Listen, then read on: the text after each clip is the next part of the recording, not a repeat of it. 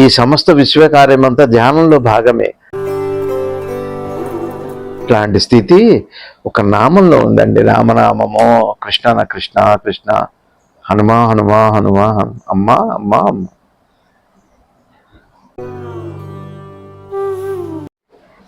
స్వామి నమస్తే. స్వామి సద్గురు శ్రీ శివానందమూర్తి భగవానుల వారు రుద్రభాష్యంలో ఇలా చెప్తున్నారు. మనుషులను తరింపజేయడానికి కావలసినవి సులభ మార్గములు, అల్పమైన మార్గములు, చిన్న వాహనములు.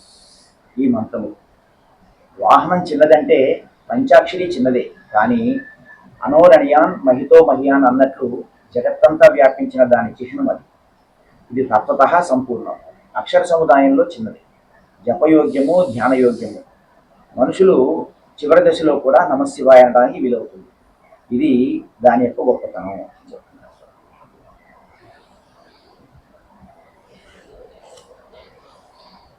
ఓం శ్రీ శివానంద గురుభ్యో నమః.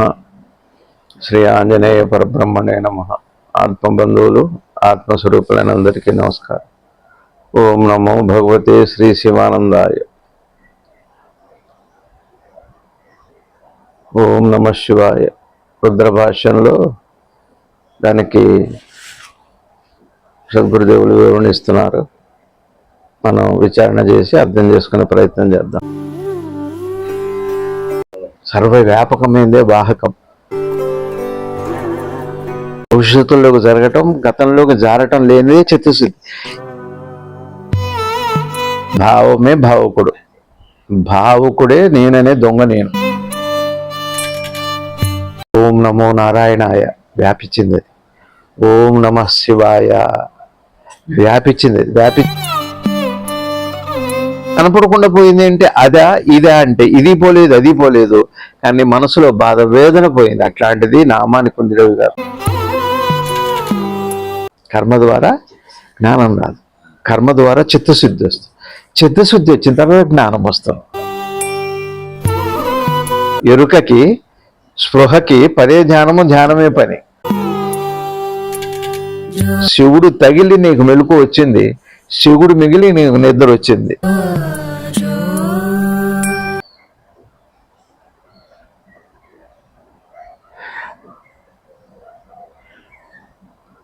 అంటే మనిషిని తరింపజేయటానికి అంటే మనకి ఇహం పరమం రెండు ఉన్నాయి కదా. ఇహంలోనూ పరంలోనూ కూడా రెండిట్లో కూడా ఒకేసారి సుఖ సంతోషాలు, ఆనందాన్ని పొందటం. సుఖ సంతోషాలు కదా, ఆనందాన్ని. ఈ ఆనంద స్థితి ఈ లోకంలో లభిస్తే అదే పరిణితి పరిణామంలో ఆత్మానుభవంగా మారి పురుషార్థమైన ఈశ్వరుడితో ఐక్యత లభిస్తుంది. దీనికి మూడు ఉన్నాయి. సులభ మార్గం ఉంది, అట్లనే అల్పమైనవి కూడా ఉన్నాయి. ఆ తర్వాత మూడోదేమో చిన్న వాహకం. వాహకం అంటే చేర్చేది. ఏమిటి, దేన్ని ఏది చేరుస్తుంది? ఇక్కడ సద్గురుదేవులు భక్తి, జ్ఞానము, యోగం మూడు చెబుతున్నారు. భక్తి ఏమో భగవంతుడి నామానంతో మొదలవుతుంది. యోగమేమో నామం అదృశ్యమై పరమాత్మతో లయం చెంది ఆ తర్వాత ఇందాక చెప్పిన సద్గురుదేవులు చెప్పినటువంటి పరము ఏదైతే ఉందో ఆ పరము మనకు లభిస్తుంది. పురుషార్థంలో చివరిది మోక్షం, అదే ముక్తి. ఒక చిత్రం ఏమిటి అంటే మనసుకి వాహకము అంటే ఏదో బస్సు ప్రయాణం. ఈ ప్రయాణాల్లో కూడా సైకిల్ అయినా చివరికి నడకైనా ఉదాన్ని వదిలిపెట్టి ఉదాన్ని పట్టుకోవాల్సిందే. అది సామాన్యంగా మౌలిక సూత్రం. అది ఇప్పుడు నేను అటు వెళ్ళాలంటే ఇది వదిలిపెట్టాలి, ఇటు రావాలంటే దాన్ని వదిలిపెట్టాల్సిందే. ఇక్కడ వాహకము అంటే ఉద్దేశ్యమే, శుభేచ్ఛ ఒకటి. రెండోది నామం, పరమ మంత్రాలు ఒకటి రెండోది. ఇంకా ఇక్కడ మనసుకి సహజంగానే ప్రపంచం వైపు వెళ్ళే లక్షణం దానికి ఉంది. మనసుకి ప్రపంచం వైపు లక్షణం దానికి ఉంది. అది అటు ప్రయాణం అటు ఉంది. ప్రపంచంలో ఉండే ఆకర్షణ అటు వాహకం. ఇకపోతే పరమాత్మ మీద ఇక్కడ సుఖము దుఃఖము లభించిన తర్వాత అటు సుఖం నుంచో దుఃఖం నుంచో ఏదో ఒక రోజున ఇది చాలు అనే ఒక తృప్తి కలిగి అతృప్తి వాహకం అవుతుంది. అటు శుభేచ్ఛగా మారి అటువైపు అంటే వదులుతాం. అది వాహకం అంటే దీన్ని వదిలి అటు వెళ్ళటమేగా. అట్లానే మంత్రం ఏం చేస్తుందంటే మనసుని ఈ ప్రపంచం వైపు ఉన్న ఆకర్షణ నుంచి పరమాత్మ వైపుతో ఏకం చేసే ఒక దివ్యమైన ఒక గొప్ప పరమ ఉత్కృష్టమైనటువంటి ఒక స్థితి అందాన్ని నిన్న మనం చెప్పుకున్నాం కదా. ఇప్పుడు మనందరికి కూడా ఎరుక తెలియట్లేదు అంటాం, నేనెవరో నాకు తెలియాలంటాం, ఆత్మదర్శనం కావాలంటాం. దైవ దర్శనం కావాలి అంటే ఇక్కడ పెద్దలు ఏం చెబుతారంటే చూడండి, మనకి మెలకు వస్తుంది. ఇవాళ పొద్దున యూట్యూబ్లో వచ్చిన దానికి తేలిగ్గా ఎసెన్స్గా చెప్పుకుంటే మెలకు వచ్చాక రాగానే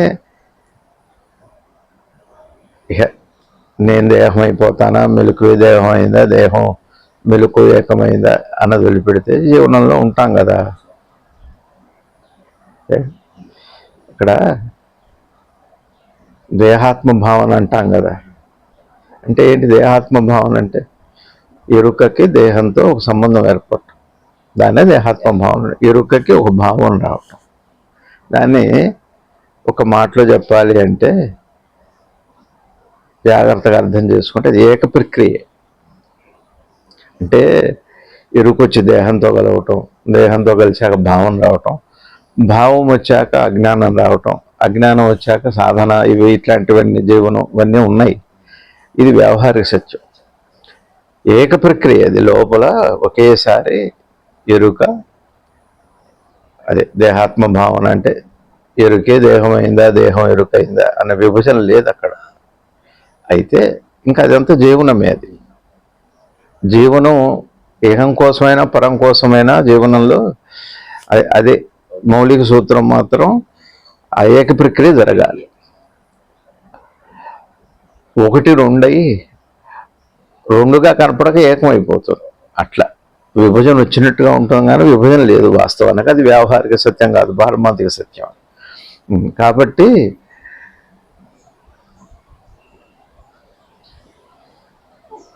ఒకేసారి పరిణమించిన తర్వాత, ఏక ప్రక్రియ అయిన తర్వాత ఒకదాంతో ఒకటి తెలుసుకోవటం, తెలియబట్టడం అనే ప్రక్రియ సాధ్యం కాదు. అది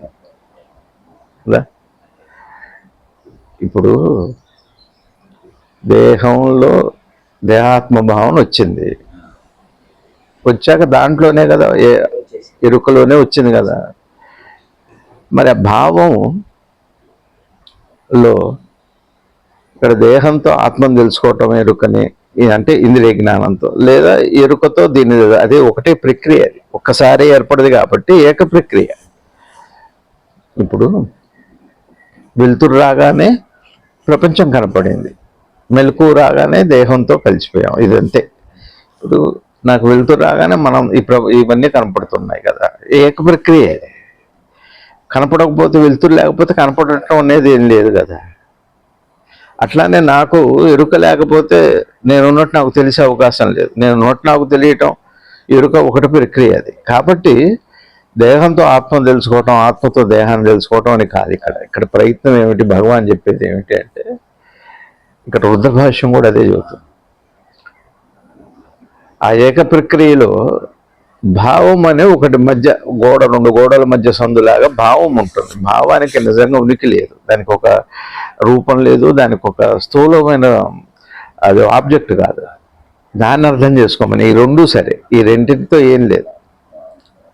మీకు అర్థమవుతుంది నిన్న చెప్పిన మాటకి. ఇవాళ ఒకవేళ ఎవరైనా విని ఉంటే ఆ విన్న వాళ్ళకి ఇంకా తేలిగ్గా అర్థం కావడం. నేనున్నాన్న ఎరుక అంటారే, సాధనకి ముఖ్యమైనది నేనున్నాన్న ఎరుక. నేనున్నాన్న ఎరుక ఏంటి? నేను ఉన్నాను అని ఎరుక. ఎరుక సత్తుచిత్త ఆనందమే కానీ సచ్చిత్తానందమే కానీ నేనున్నాననే ఒక స్థూల పదార్థం కాదు అది. అక్కడ భావమే వచ్చి ఉండాలి. ఇక్కడ భగవాన్ ఏం చెబుతున్నారంటే ఆ భావాన్ని అర్థం చేసుకుంటే ఉన్నట్టుగా కనపడేది పోతుంది అంతే. ఇంకా ఇదే జ్ఞానం. కానీ ఒకదాన్ని ఒకటిలో తెలుసుకోవటం, దేహాత్మ భావనలో ఆత్మని దేహాన్ని తెలుసుకోవటం కానీ దేహం ఆత్మను తెలుసుకోవటం కానీ ప్రక్రియ లేదు. అది అక్కడ మనం పొరపాటు చేయకూడదు. దేహాత్మ భావన అనేది ఒకటి ఉంది. ఆ భావనే ఈ రెంటి మధ్య నేనని నిలబడుతుంది.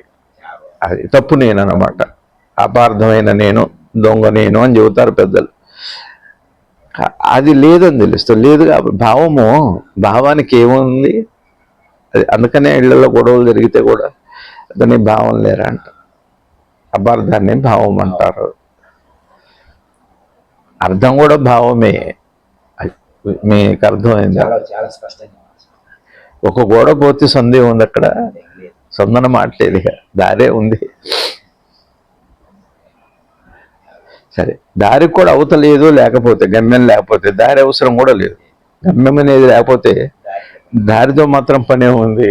ఇవన్నీ లేనివి, అటు ఇటు లేని సందు లేదు, అవతల ఒక ఒడ్డు లేకుండా దారి లేదు. మీకు అర్థమవుతుందా? అందుకనే అది సినిమాలో, గోరింటాకు సినిమాలో, ఒడ్డుతోనో నీటితోనో పడవ ముడిపడి ఉండాలి అంటారు. ఈ దేహాత్మ భావనలో భావం ఏం చేస్తుందంటే రెంటితో నేను పడవ లాంటిది. అది పడవ దేంతో దాంతో ముడిపడి ఉండకపోతే ఈ ప్రయాణం అనేది లేదు, అసలు జీవనం కార్యక్రమమే లేదు. ఇంత అద్భుతమైన పాట అది. ఎవరు రాశారో తెలియదు కానీ మీకు భావం అనేది భగవాన్ ఏమంటున్నారంటే ఆత్మజ్ఞానం కంటే కూడా ముఖ్యమైనది ఈ భావాన్ని అర్థం చేసుకోవటంలోనే భావ నాశనం జరుగుతుంది. ఎట్లా? ఇప్పుడు నిన్న చెప్పా, ఇక్కడి నుంచి అలా చూస్తే ఈ భూమి ఆకాశం కలిసినట్టుగా కనపడుతున్నాయి.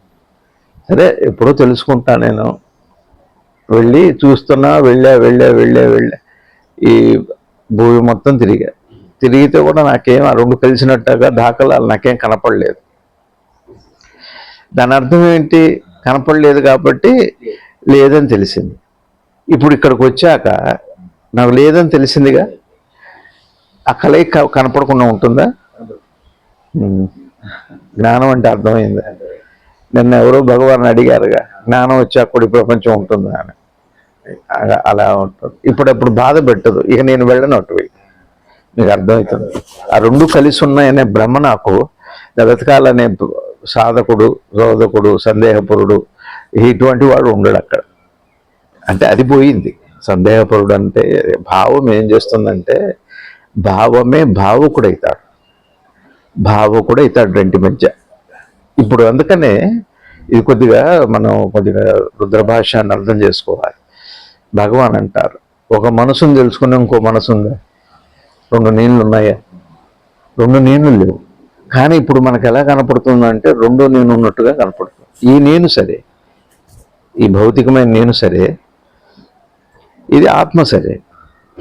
ఇది కాకుండా ఈ వెతికే నేను ఒకటి ఉందా? ఉన్నట్టుగా కనపడింది మనకి, సందు లాంటిదే. కాబట్టి రెండు నేను లేవు. ఈ భావం ఏం చేస్తుందంటే రెండో నేను నిజంగా ఉన్నట్టుగా, ఆ రెండు కలిసినట్టుగా కనపడేట్లా మనకి. అట్లానే ఈ నేను కూడా ఉన్నట్టుగా శాశ్వతంగా అర్థమయ్యేంత వరకు జన్మహేతు అయ్యేది అదే. ముక్తి హేతువు కూడా అదే. ముక్తి హేతువు అంటే అది ముక్తి లేదు, బంధం లేదు అంటారు కదా. బంధం లేదు, ముక్తి లేదు. అది ఉంటే రెండు ఉన్నాయి. భావానికి రెంటిని సృజిస్తుంది. భావములోన బాహ్యమునందున అనే పాటలో భావము అంటే లోన, బాహ్యమునందున అంటేనే లోన నాకు మాట ఉంది, బాహ్యం అని రెండు భావన సృష్టిస్తుంది. బాహ్యము లోన అంటే బాహ్యములోన, భావములోన. లోన అన్నది ఒకటి ఉంది. లోన అనే మాటకు రెండో అర్థం ఏంటి? లోపల అని. బాహ్యము లోన అంటే బాహ్యం లోపల, భావము లోన, భావము లోపల. లోపల ఈ లోపల బయట అన్నది భావం కారణం. సందుకి రెండు ఉండాల్సిందే, భావానికి రెండు ఉండాల్సిందే. రెండు లేకపోయినా భావం రాదు, ఒకటి పోయినా భావం రాదు. భావం ఒకటి ఎప్పుడు ఉండదు. ఒకటిలో భావమే ఉండదు. అందుకనే నిద్రలో భావం ఉండట్లేదు చూడండి.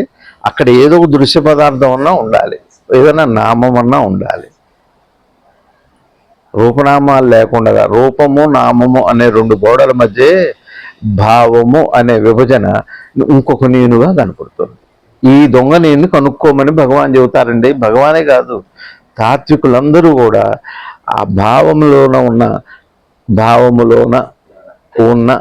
ఆ నేను, భావంలో కూడా ఒక నేనుంది. భావమే నేనే. నేను భావమైంది, ఆ భావం నేనైందా అంటే చూడండి. అప్పుడు ఈ ప్రశ్న వెయ్యి అంటారు. అదే రుద్రభాషంలో సద్గురుదేవులు మనకి సద్గురుదేవులు ఒక అద్భుతమైన రుద్రభాష్యం అంతా అయింది. రుద్రుడు తన గురించి చెప్పట్ల, మన గురించి చెబుతున్నారు. ఈ భావంలో ఉన్న నేను గురించి చెబుతున్నారు. భావంలోనే నేను ఆయన్ని సృజించింది, మన్ని సృజించింది, ఒకేసారి ఇద్దరిని సృష్టించింది. అవును, ఉన్నాడా లేడా ప్రశ్న కాదు. అంటే మీరు అనేది భగవంతుడు లేడంటారా? ఒకవేళ ఇది చెప్పేటట్టయితే ఉన్నాడనా? సిద్ధాంతం కాదు అది, రాద్ధాంతం కానే కాదు. సిద్ధాంతం వస్తే రాద్ధాంతం వస్తుంది, అది కాదు. ఇక్కడ ఏమిటి అంటే భావం పోయాక, ఇందాక నేను చెప్పినట్టుగా, ఇప్పుడు మీరు దూరంగా రైలు పట్టాల మీద నిలబడితే కొంత దూరంలో రెండు కలిసినట్టుగా కనపడతాయి. మీరు వెళ్తున్నా ఎంత దూరం వెళ్ళినా, ఒకవేళ రైలు రెండు పట్టాలు విడిపోయి ఆగిపోయి కనపడాల్సిందే తప్పితే కలిసి అయితే కనపడు.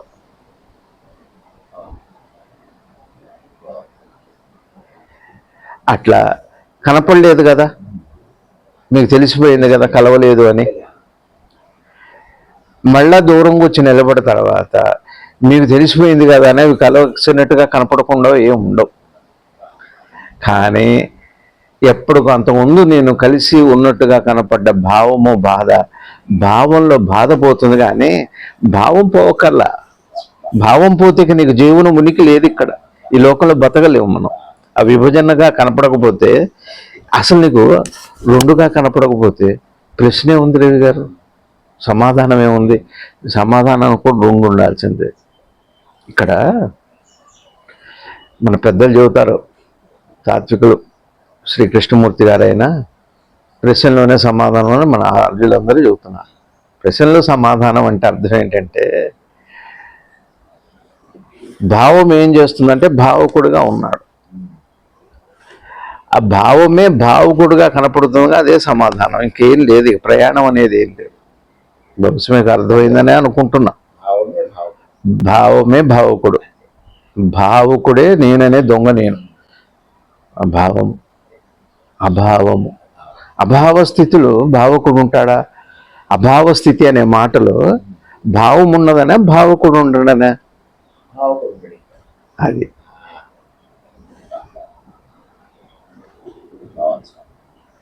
అలానే ఇక్కడ ఈ భావం ఏం చేసింది అంటే, మూటి మధ్య విభజన, జగత్తు జీవుడు ఈశ్వరుడు మధ్య జీవుడు తీసుకొచ్చి వాహకము అని పరమాత్మ భగవాన్ సద్గురుదేవులు వాహకము. ఇదేంటంటే ఈ శివపాంచాక్షరి, నారాయణ అష్టాక్షరి, అలానే హనుమత్ మంత్రం, అమ్మవారి షోడశాక్షరి, ఏ మహామంత్రమైనా అవి భావం కాదు, భావకం కాదు, వాహకము. వాహకము అంటే అర్థం ఏంటంటే తీసుకెళ్తున్నట్టుగా ఒక పదార్థం ఉందా, తీసుకెళ్ళదు, అక్కడ ఉంచదు, అది లేదు. వాహకము అంటే మీకు విద్యుత్ వాహకం అంటారు. విద్యుత్ వాహకానికి అంటే అదే సూక్ష్మం అయితే వాహకము అంటే అర్థమే వాహకము. సూక్ష్మాతి అంటే నాడి లోపల కూడా ఉంటుంది. వాహకము అనే మాట నిజంగా వ్యాపకం, అది సర్వవ్యాపకమైందే వాహకం. ఈ పంచాక్షరి నామం వాహకం అంటే అర్థం ఏంటంటే సర్వవ్యాపకము అని పేరు. అనంతంగా వ్యాపించింది అది. అష్టాక్షరి నారాయణ, ఓం నమో నారాయణాయ వ్యాపించింది అది. ఓం నమ శివాయ వ్యాపించింది. వ్యాపించిందని మీరు వెతకలేరు.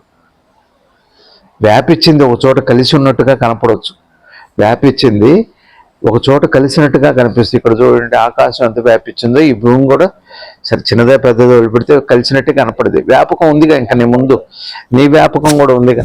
నీ వ్యాపకం ఆ వ్యాపకాన్ని ఒక చోట కలిపినట్టుగా కనపడుతుంది. ఇక్కడ నీ వ్యాపకం ఎప్పుడు పోతుందంటే అక్కడ వ్యాపకం కలిసి లేదని. కానీ అక్కడ వ్యాపకం రెండు కలిసి ఉంది అని అంటానికి రెండు లేకపోతే ఎట్ట కలిసి ఉన్నాయి? రెండు లేకపోతే ఎలా కలిసి ఉన్నాయి? సరే, ఇక్కడ కూడా వ్యాపకం లేకపోతే ఆ రెంటిని నువ్వెలా? అయితే ఇక్కడ ఈ పంచాక్షరి మహామంత్రంలో అష్టాక్షరి మహామంత్రం, ఆంజనేయ మంత్రం, ఓం హనుమతే నమః, దివ్యమైన మంత్రం, ఏవైనా మహామంత్రాలు, ఆ మహామంత్రాలు, ఆ మహానామాలు అంటే ఏ పరమాత్మ తత్వం మనం మహానుభావులు అనుకుంటాము. అవతార తత్వం, అవతారం అంటే ఏం లేదు. పొద్దున నిన్ను అనిపిస్తున్నా, ఇప్పుడు అవతారం అంటే క్షణక్షణం ఈ శరీరంలో జరుగుతున్న విస్ఫోటం, అణు విస్ఫోటం. ఒకటి చచ్చిపోతుంది, ఒకటి పుడుతుంది, ఒకటి కలుస్తుంది, రెండు కలిసి మళ్ళీ ఇంకోటి అయితే బ్రెయిన్లో ఎన్ని లక్షల అణువులు కలిస్తే కానీ మళ్ళీ ఆ మాత్రం తయారవుతుంది మేధస్సు. ఆలోచించండి, సైన్స్ అది. ఊరికే వాహకము అంటే వ్యాపకము, వ్యాపకము అంటే అర్థం ఏంటంటే వ్యాపకాన్ని మీరు ఎలా చూస్తారో కలిపే చూస్తారు. ఇక్కడ ఈ భావం ఏం చేస్తుందంటే కలుపుతుంది. అట్లాంటి విడదీస్తుంది అంటే మీకు తెలిసాక విడదీయదు. కానీ కలిసినట్టుగా కనపడుతూ, కలిసిపోయినట్టుగా కనపడుతూ, విడిపోయినట్టుగా అనిపిస్తూ, కలిసి లేదు విడిపోలేదు అనే ఒక సుస్థిర జ్ఞానాన్ని మహానామాలు ఇస్తాయి. నిరంతరం ఒక నామాన్ని ఎప్పుడూ లోపల స్మరిస్తూనే ఉన్నారు మహనీయులు. అట్లా ఎప్పుడూ నామాన్ని చేస్తూనే ఉన్నారు. మన ప్రవచనకారుల్లో కూడా ఉన్నారు. అట్లా పెద్దవాళ్ళు చాలామంది ఆ శ్రద్ధ కలిగిన వాళ్ళు, శుభేచ్ఛ కలిగిన వాళ్ళు మహానామంతో. ఈ మహానామం ఏం చేస్తుంది అంటే కలిసినట్టుగా కనపడుతున్నటువంటి భూమిని, ఆకాశాన్ని కలిసినట్టుగా కలవలేదు కదా, నీ భావం అట్లా చేసింది. ఇప్పుడు నీ భావమేగా, అక్కడ రెండు కలిసినట్టుగా కనపడింది నీ భావమేగా. సరే, ఇక్కడికి వచ్చాక కలిసినట్టుగా కనపడుతుంది కానీ కనపడలేదని నీ భావం పోయింది. ఆ భావం ఉంది, అందులో ఉన్న అజ్ఞానం పోయింది. భావం ఉంది అయినా నీకు కనపడుతున్నా. భావం ఉండటం అంటే అర్థం ఏంటి? మళ్ళా కనపడటం. మళ్ళా కనపడకుండా పోయింది అంటే అదా ఇదా అంటే ఇది పోలేదు అది పోలేదు, కానీ మనసులో బాధ వేదన పోయింది. అట్లాంటిది నామానికి ఉంది రవి గారు. అదే భగవాన్ రమణ మహర్షులు వారు మనకి చెబుతారు మహానామం. అది అట్లా మహానామం మన దగ్గర కూడా ఈ భావం పోయినప్పుడు నువ్వే మహానామం అయిపోతావు. అందుకని సాధనలో మంత్రజపం చేస్తున్నప్పుడు మంత్రజపంలో ఒక భావకుడు ఉంటాడు. భావకుడిగా మంత్రజపం చేసేది జపి. ఆ జపి అదృశ్యం అయిపోతాడు. భావం చేస్తుంది ఆ పని. జపము అక్కడ దైవాన్ని ఇది భావం చేస్తుంది. అట్లాంటి విభజన లేదు అని ఆ పరిణామమే పరిణమించి ఒక అద్భుతమైన ఉత్కృష్టమైన స్థితిని, జ్ఞానాన్ని ఇస్తుంది. అది నామానికి ఉంది. అదే భక్తి, అదే యోగము. భక్తి వేరు, జ్ఞానం వేరు, యోగం వేరు అనే భావమే కల్పిస్తుంది. నిజంగా మూడు ఒకటే. అతి ఉత్కృష్టమైన స్థితి. శ్రీరామకృష్ణుల వారు అంటే మనకి అందరూ పెద్దలు తమ జీవన ప్రయాణాల్లో, వాళ్ళ అవతారాల్లో మనకి అనుగ్రహం చేశారు పెద్దలు. అలా వాహకము అంటే ఆ మహావ్యాపకం, అనంత వ్యాపకంలా కనపడే వ్యాపకం అంటే వ్యాపించింది. కాబట్టి అలా నామాన్ని వాహకమై నామము వాహకమై, అది అల్పం కాదు. అల్పము అంటే అల్పం కాదు, అట్లా సులభం కూడా కాదు. ఎంత కష్టం చెప్పండి నామం చేయటం, ఎంత కష్టం. అందుకనే రోజంతా నామం చేయలేం కదా, పనులు చేస్తూ రోజంతా నామం చేయలేం కదా. ఇప్పుడు ఒక మాట చూడు, ఇప్పుడు మీకు అక్కడ కలిసినట్టు కనపడుతున్నాయా లేదా? మీరు విజయవాడ వెళ్ళగా ఆ తర్వాత ఇంక వెళ్ళలేరుగా, కలిసి ఉంటే. కానీ వెళ్తూనే ఉన్నారుగా, కలిసి లేవు కాబట్టి వెళ్ళగలుగుతున్నారు. రెండోది, ఒకవేళ కలిసినట్టుగా మీకు అనిపించినా అది మిమ్మల్ని బాధ పెట్టదు మీ ప్రయాణాన్ని కదా. అట్లానే ఇది అర్థమైనప్పుడు రోజంతా ఈ భావుకుడు ఏం చేస్తాడు, ఈ పని ఉండగా నేను అది ఎలా చేస్తాను, పని చేస్తానా నేను ధ్యానం చేస్తానా, ధ్యానం చేస్తూ పని ఎలా చేస్తాను, పని చేస్తూ ధ్యానం ఎలా చేస్తాను అనే ఒక భావకుడు జ్ఞానాన్ని పనిని కూడా విడగొడతాడు, కర్మని. అందుకనే భగవాన్ సద్గురుదేవులు శివానంద భగవాన్ ఒక అద్భుతమైన మాట చెప్పారు, కర్మ ద్వారా చిత్తశుద్ధి వస్తుంది, కర్మ ద్వారా జ్ఞానం రాదు, కర్మ ద్వారా చిత్తశుద్ధి వస్తుంది, చిత్తశుద్ధి వచ్చిన తర్వాత జ్ఞానం వస్తుంది. ఇది యోగం, జ్ఞానం అలా వస్తుంది. కాబట్టి ఇక్కడ మనకేమవుతుంది అంటే భగవాన్ చెప్పినట్టుగా ఎప్పుడైతే భావుకుడు అదృశ్యం అయిపోతాడో అప్పుడు ఆ మహావ్యాపకమైన మహానామం అనండి, ఉనికండి, ఎరుకనండి ఏదైతుందో, ఇప్పుడు నిన్న నేను చెప్పా కదా, ఎరుకే దేహాత్మభావన అయినప్పటికీ కూడా, దేహ ఆత్మభావన అయినప్పటికీ కూడా ఆత్మభావన దేహ ఆత్మభావన, ఆత్మకి దేహ భావన వచ్చింది అంటే ఆత్మ లేదని కాదు కదా, ఆత్మ ఉంటేనే దేహభావన వస్తుంది, అప్పటికే ఆత్మ ఉంది అన్న సత్యం మనకు అర్థమైతే ఈ ధ్యానం నేను చేయట్లేదు, ధ్యానం అనే పేరు, ఆ ధ్యానం అనేది మహానామానికి సంబంధించింది, ధ్యానం అన్నది నీ నామానికి సంబంధించింది కాదు, నీ రూపానికి సంబంధించింది కాదు, ఆ మహారూపానికి, అవ్యక్త రూపము, అవ్యయమైన అనంతమైన రూపానికి సంబంధించింది మహానామం అని అర్థమవుతుంది. అప్పుడు రోజంతా నేను ధ్యానం చేయటం కాదు, అనంతంగా ధ్యానమే జరుగుతుంది. ఒక చెట్టు పుష్పిస్తుందంటే ధ్యానం వల్ల, ఒక గడ్డి పిచ్చిగడ్డి మొలిచిన చెట్టు, మహావృక్షం మొలిచిన, ఒక ఆకాశంలో నక్షత్రం కనపడ్డ, మేఘం కదిలి వెళ్ళిన, సూర్యుడు అస్తమించిన ఉదయించిన, ఈ సమస్త విశ్వకార్యమంతా ధ్యానంలో భాగమే. ధ్యానం అంటే ఆ సర్వవ్యాపకమైన ఆ వాహకము, అంటే అది వ్యాపకమైంది, దాన్ని చేర్చగలిగింది ఒకే ఒక నీకు వీలున్నంతసేపు. ఇప్పుడు మనకు సద్గురుదేవులు ఏం చెప్పారు, పని చేస్తూ ఉన్నప్పుడు చిత్తశుద్ధి వస్తుంది. చిత్తశుద్ధి అంటే అర్థం ఏమిటి, చిత్తశుద్ధి అంటే అర్థం ఏమిటి, చిత్తశుద్ధి అనే మాటకు అర్థం ఏంటంటే కర్మ అయిపోయిన తర్వాత, పని అయిపోయాక ఏం చేస్తాం, మళ్ళీ ఆలోచిస్తాం. పని అయిపోయాక ఆలోచిస్తాం కదా, అది అనవసరమైన ఆలోచన. పని అయ్యాక ఎందుకు ఆలోచిస్తారు, ఆయన పని లేని ఆలోచన ఎందుకు, అది చిత్తశుద్ధి అంటే. చిత్తశుద్ధి అంటే అబద్ధాలు ఆడకపోవటం, అది వదిలిపెట్టాడు, పవిత్రత అది కాదు. పని అయిపోయాక మీరు దాని గురించి, ఆఫీస్ గురించి ఎందుకు ఆలోచిస్తున్నారు, ఎందుకు ఊహిస్తున్నారు. చిత్తశుద్ధి అంటే గతంలోకి జరగకపోవటం, భవిష్యత్తులోకి జరగటం, గతంలోకి జారటం లేనిదే చిత్తశుద్ధి. ఈ చిత్తశుద్ధి కర్మ వల్ల వచ్చిందని చెప్పారు సద్గురుదేవులు. అది వచ్చాక ఏమవుతుంది, ఆ సమయంలో ఇక మహానామాన్ని గుర్తుపడతారు, ఆ వ్యాపకమైన అలా అది జ్ఞానం అయిపోతుంది. జ్ఞానం కింద అలా చూసారు ఎంత పరిణామం ఉందో, అలా మారిపోతుంది. సూర్యుడు అస్తమించాయంటే మీకు చీకటి వచ్చేసింది, విశ్రాంతి, శాంతి. అదే విశ్రాంతి, శాంతి వేరు కాదు. వికారం పోయింది, శాంతికి వికారం ఒడ్డు రాకపోతే విశ్రాంతి అయిపోతుంది నిద్రలో. అందుకే విశ్రాంతి, మనసుకు విశ్రాంతి కాదు, శరీరానికి పడుకుంటే రెస్ట్ వస్తుందా, బ్రెయిన్ ఫ్యాగ్ అదంతా ఉంది కదా, మీకు అర్థమవుతుంది. అంటే ఇట్లా సద్గురుదేవులు చెప్పినట్టుగా మనకేంటంటే నామాన్ని వాహకమైంది కదా. ఇప్పుడు అది అల్పం కాదు. అల్పము అంటే అర్థం ఏంటి,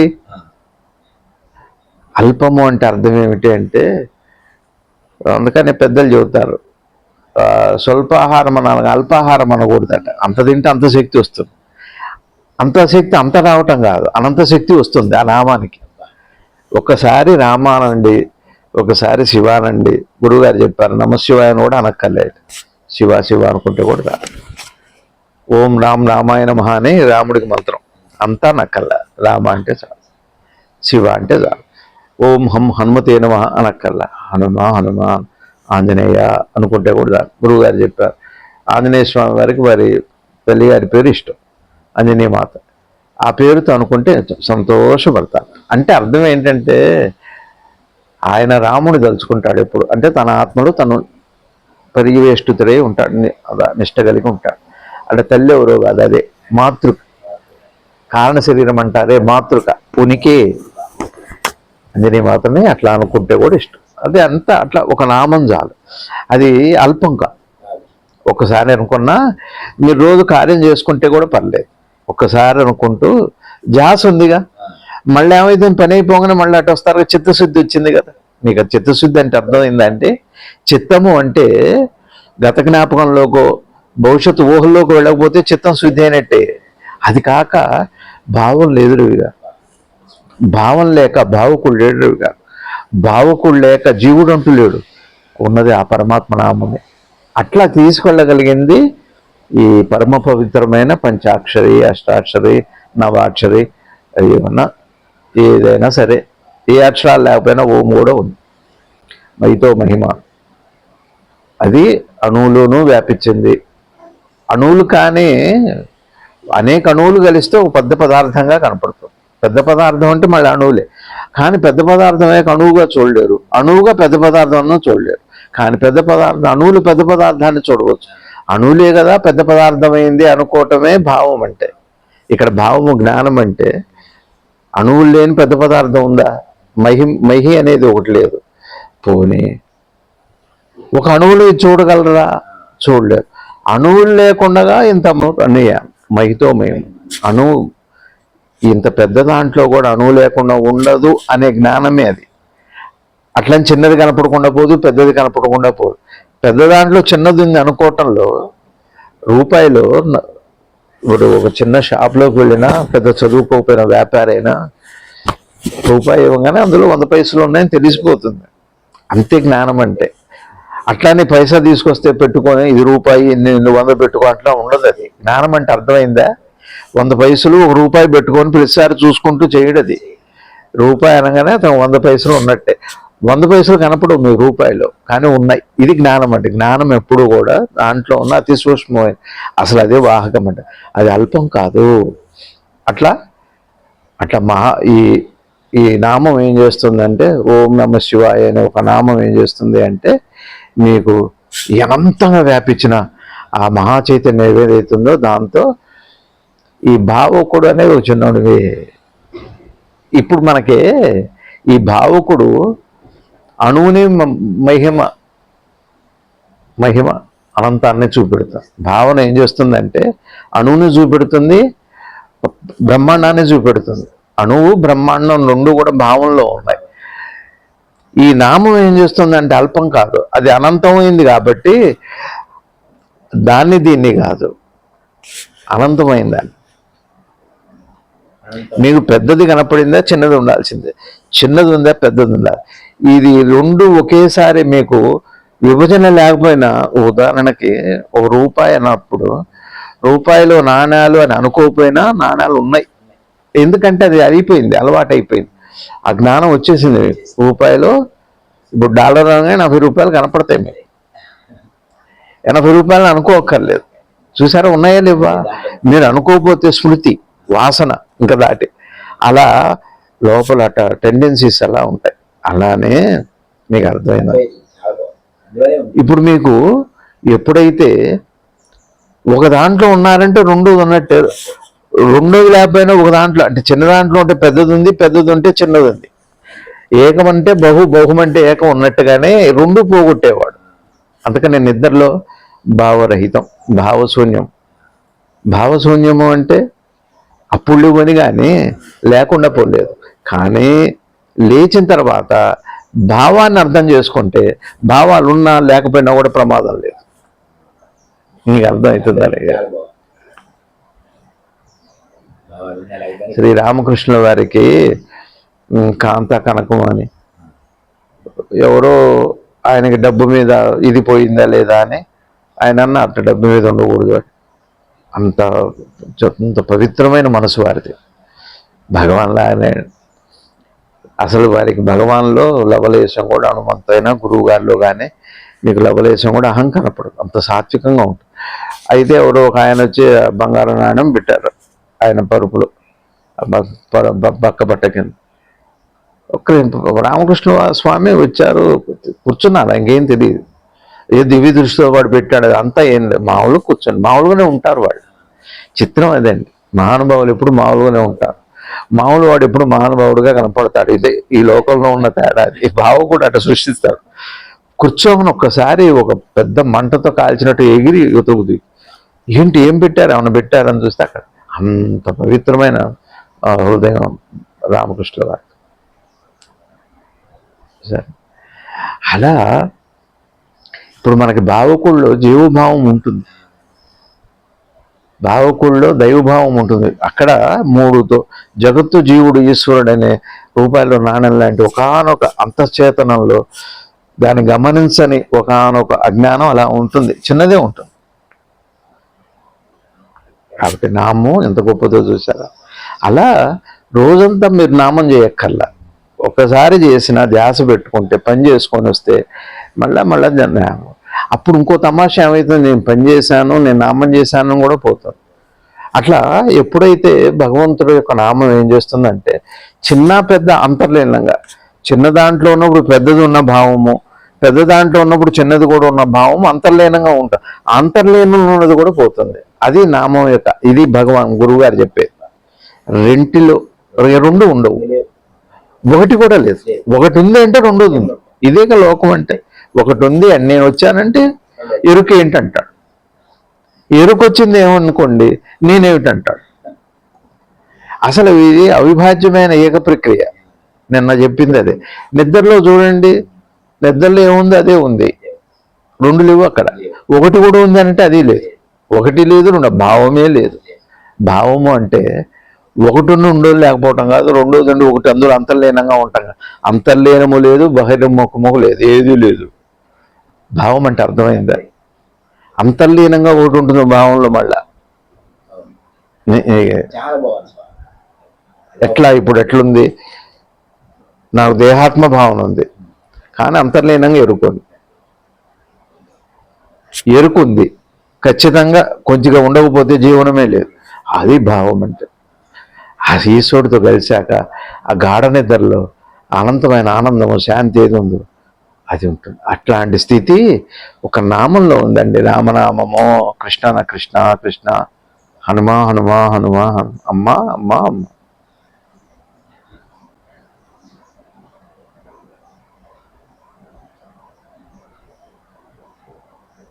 పూర్ణదీక్ష అంటే అదే. పూర్ణదీక్షలో అప్పటిదాకా 3 మంత్రాలు ఇస్తారు. పూర్ణదీక్ష అయ్యాక ఏ మంత్రం ఉండదు.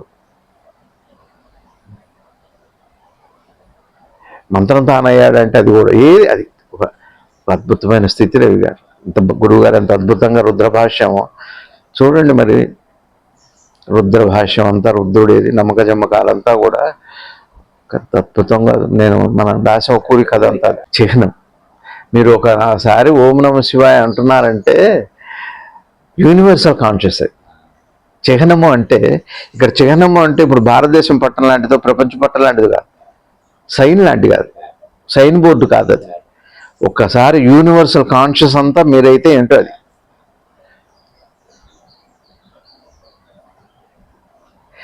నిద్ర ఏం చెబుతుందో తెలుసా రవి గారు మనకి? గాఢ నిద్రలో, సరే మనకి తెలియకపోవచ్చు, భావకుడు లేడు కాబట్టి, భావకుడు లేడు కనుక ఈశ్వరుడు అట్లా ఉంటాడు. అంతా వ్యాపించినట్టుగా ఒకే సమయంలో అట్లాంటి అనంత, అదే తురియం అంటారు. తురియము అంటే ఎరుక ఉండి భావం లేనివాడు. తురియము అంటే ఎరుక ఉండి భావం లేని స్థితి. భావం ఉండి ఎరుక లేని స్థితి పది. కానీ ఎరుక ఉంటుంది, మన భావంలో కూడా ఎరుక ఉంటుంది, కానీ ఎరుకని ఎరగం. అదేగా రవి గారు, కుడి చేతితో రాస్తుంటే ఎడం చేయి తెలియదు, ఎడం చేతితో చేస్తుంటే కుడి చేతి ఏమంది, అదే పక్షంగా ఉంటాం. అదేగా మీనాక్షి అన్న, కంచి కామాక్షి అన్న, ఇవన్నీ సరే తత్వత సంపూర్ణము. మీరు శివపంచాక్షరి అంటున్నారంటే అసంపూర్ణం కాదు, ఒక యూనివర్సల్ కాన్షియస్, యూనివర్స్.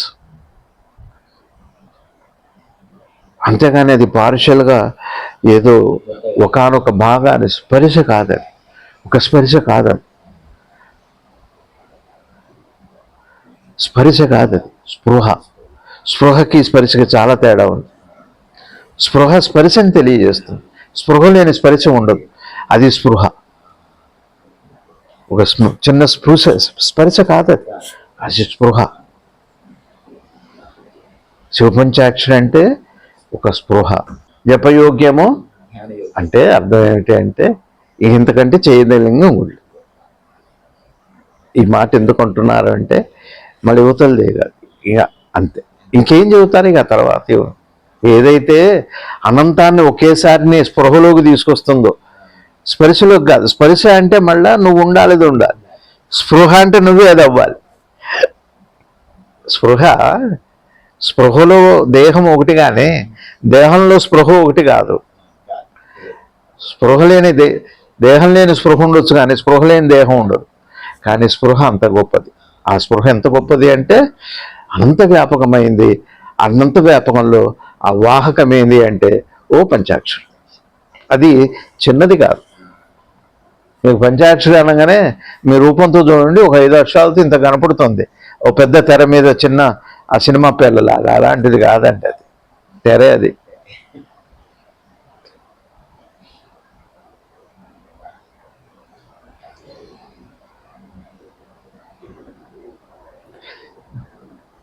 అద్భుతమైన అనుగ్రహం చేశారు జ్ఞానాన్ని.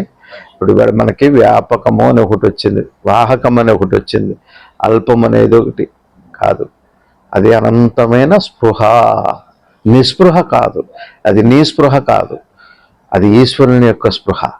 ఎరుకకి నువ్వు అదిగా నేను అదే ఎరుకకి నువ్వు పరిచయం, ఎరుకకే అనంత పరిచయం ఒక్కసారే ఉంది. పంచాక్షరి చేస్తే నీకు అనంతమైన 14 ఒకసారి గురువు గారిని అంటే మీరు ఎట్లా ఉంటారంటే ఒక్కసారి 14 భువన భాండాల స్పృహ నాకు కలిగి ఉంటుంది అన్న. అక్కడ మీరు అటు గతము భవిష్యత్తు ఉంటే అది ఎంత సాధ్యమవుతుంది రవి గారు? మీరు చెట్టు ఒకవైపు ఉంటే రెండో వైపు కనపడదు. అది ఎంత చిన్నది. గురుదేవులు చెప్పినట్టుగా వెనక సెంటీమీటర్ దూరంలో ఏముందో తెలియదు, ముందు కిలోమీటర్ కనపడుతుంది. ఏమిటి దానివల్ల? మనదంతా కూడా పాక్షికమైంది. చాలా అద్భుతమైన బోధ ఇవాళ. అంటే నామమహిమ. ఇప్పుడు చూడండి రవి గారు, చూడండి ఈ మాటలో పంచాక్షరి అనంతమైనది, అనోరణ్యాన్ మహితో మహిమాన్ అంటే అర్థం ఏంటి? ఒక్కసారి చేస్తే యూనివర్స్ అంతా అంటే అంత ఒక్కసారి 14 భువన భాండ ఈ అనంత సృష్టిని అలా ఇప్పుడు పొద్దున్నే మీరు లేచారు, శివ అనుకున్నారు, అయిందా? మీ కర్మంతా స్పృహలో భాగం. చూడండి, మీకు మెలకు వచ్చాక అన్ని పనులు ఉన్నాయి, అన్ని పనులు వచ్చాక మెలకు వస్తుంది. ఇవాళ అన్ని పనులు అయిపోయినాయి, ఇక స్పృహ వస్తే బాగుండు అనుకోడు ఎవడో కూడా. స్పృహ వచ్చాక అన్ని పనులు అయిపోతాయి. అయిందా? అట్లా మెలకు లాంటిది అయితే ఇప్పుడు మీకు ఎప్పుడైతే ఓం నమ శివాయ, శివో, కృష్ణో, రామో, హనుమో అనుకున్నారు లేవగానే, మీకు ఆ రోజు పనులన్నీ ఎక్కడున్నాయి? మరి పనులు చేస్తూ నామం ఎలా చేసుకోవాలని ఎట్లా అడుగుతారు? ఇది అది వచ్చాకనే నీ పనులు అయినాయి. ఇన్ని పనులు కూడా దానివల్లే అయితే అన్ని పనులు కూడా దానివల్లే, నీ వల్ల కాదు.